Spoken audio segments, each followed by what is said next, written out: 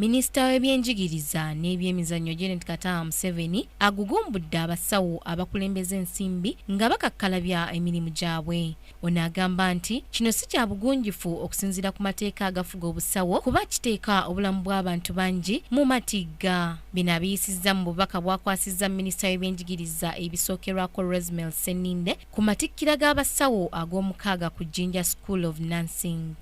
Abasawo abaweerera ddala 7 be batikiddwa ku ddaala lya diploma ne certificate mu busawo ne mu buzaalisa. Bano Mmeeya w'Ejjinja Batambuze wasabidde Minisita y'ebyenjigiriza okubateerawo yunivasite enaasomesa obusawo ku ddaala erya waggulu. Jinja is the only municipality in the whole of Uganda, out of all the old municipalities of Uganda, that does not have a university of its own.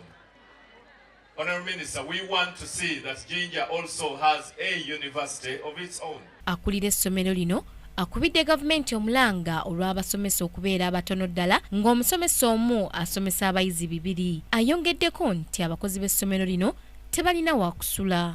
For appointed staff to run an institution of that big is a very big challenge. We have 1 tutor to 200 students. We don't have accommodation for staff completely. Inadequate accommodation for both the girls and the boys. We have high cost of utilities, that is water and electricity. And the food prices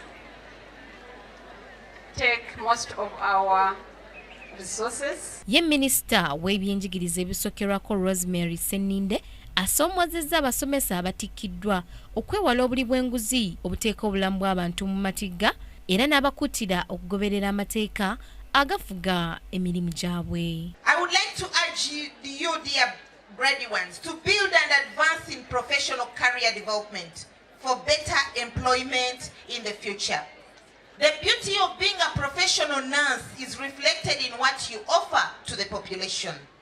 Coupled with hard work, with commitment, with teamwork, with transparency and accountability, and above all, being God-fearing is a key pillar in your practice, like your motto states, to love and serve. Cracket TV, Samla Hanifa, Amalindirire.